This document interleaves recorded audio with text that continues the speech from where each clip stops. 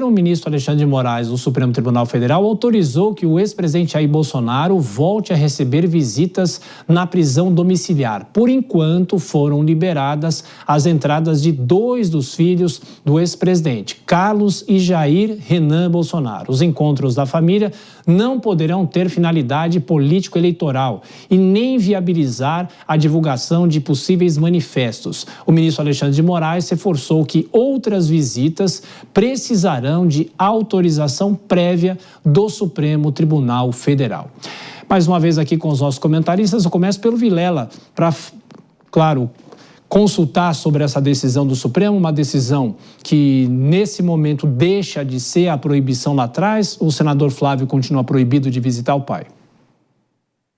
Pois é, Thiago, nós temos aí uma decisão que ela vem no sentido de alguma forma, abrir algo que já era imaginado, que já era até esperado, que houvesse uma abertura como essa por parte do Supremo, não fazendo com que a decisão dura que foi dada inicialmente prevalecesse por tanto tempo. Agora, de fato, estamos aí num período eleitoral, faltando 44 dias para as eleições em primeiro turno. Me parece difícil que nesse contexto ele permita Flávio Bolsonaro de estar presente com Jair Bolsonaro, até porque naturalmente a repercussão ela vai ser política, por mais até que não se tivesse nessa reunião, nessa atividade, nenhum conteúdo político, uma situação de pai e filho, mas é natural que num contexto como esse isso seja levantado. Então, eu acredito que até para fazer com que essa decisão envolvendo Flávio Bolsonaro possa perdurar mais um tempo para ser concedida, o ministro relator acabou já concedendo aos demais, onde não criaria nenhum fato político de maior relevância, e talvez deixe Flávio Bolsonaro para depois do processo eleitoral.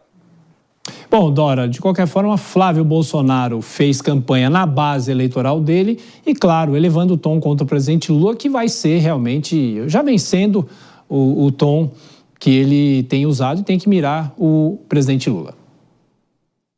Pois é, os dois estão aí nesse, como é que chama, nesse padedê, né? É um atacando o outro atacando um, e é isso que a pesquisa nos transmite. A rejeição não cede, a aceitação não sobe, e aí nada de mais produtivo acontece. Não acontece novidade na eleição, por enquanto, nem discussões produtivas. E temos aí, vamos inaugurar os debates, domingo, todo mundo aqui na PAN, tá aí na nossa tarja, o primeiro debate com transmissão aqui. Agora, não sabemos se os principais candidatos vão, a tendência é deles não irem. Isso seria absolutamente fundamental para que, de repente, houvesse alguma modificação ou que houvesse uma melhor medição. Mas é exatamente por isso, porque a nenhum dos dois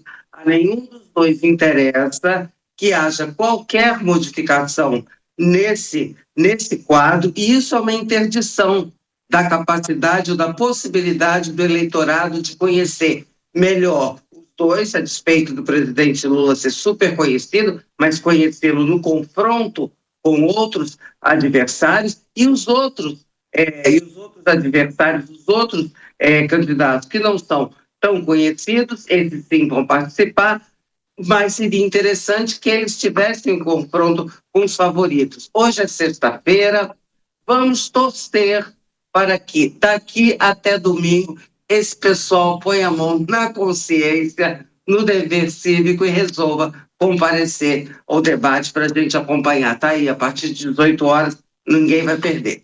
Aqui na nossa tarja, um programa antes e depois a análise com todos os nossos comentaristas. Denise, o senador Flávio Bolsonaro falou que vai manter o Bolsa Família, que lá atrás é um tema que já foi usado como uma ameaça de campanha. Olha, se o fulano ganhar, vai acabar com o Bolsa Família. De que forma que os candidatos vão discutir isso? Isso não tem como se mexer ou como se mudar. Eu acho que já virou uma política de governo mesmo. Inclusive, o candidato Caiado chegou a falar isso, que ninguém vai mexer no Bolsa Família, pode fazer alguma revisão, mas eles falam, inclusive, em ampliar o Bolsa Família, tem essa preocupação em passar o recado para a mulher, que ela não vai perder esse suporte. Agora, contraria um pouco aquela estrutura que vem sendo desenhada por Flávio Bolsonaro de passar um tesouraço, de cortar despesas. Ele já falou em cortar tributos.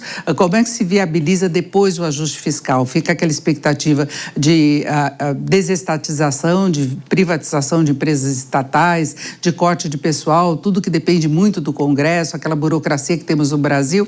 E a gente percebe em Flávio Bolsonaro que ele tem assumido a postura cada vez mais parecida com o pai. É uma coisa que tem chamado a atenção aí nas últimas semanas, essa preocupação dele, que ele está sofrendo ameaças, ele já comeu pão com leite condensado, então ele agora assumiu o carimbo mesmo. Antes ele se colocava como Bolsonaro light, e agora ele está seguindo o caminho mesmo do pai como herdeiro político.